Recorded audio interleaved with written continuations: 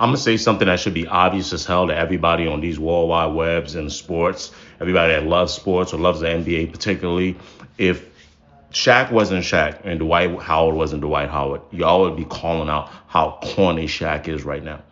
Bro, when it comes to Shaq discussing Dwight Howard and his relationship with Dwight Howard or whatever this is he thinks it is, he is moving like a cornball. If Shaq wasn't as loved the way he's loved, if he wasn't as revered, if he wasn't looked at as so legendary, he would be exactly what Dwight Howard described.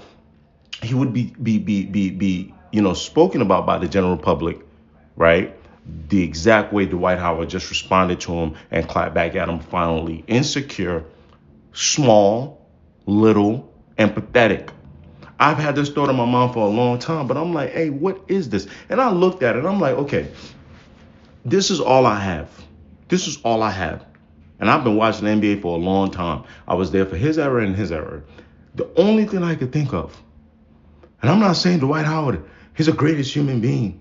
He's the least problematic. But the only thing I can think of is this guy. He's got like a sort of brand in the NBA, right? Superman, the most electrifying, dominating big man. And there was only ever one other person in the modern era, right? You take Will Chamberlain out of it, that threatened that. And that's the thing. It's like the more I see Shaq acting like this, the more I actually start remembering Orlando Magic Dwight before injuries. And I start saying, oh, you know what? You know what? Maybe if he did have Kobe and Penny and Dwayne Wade and some decent health, this guy was just athletic. You know what I'm saying? And I know that that's not the fact. Shaq's career was great, legendary.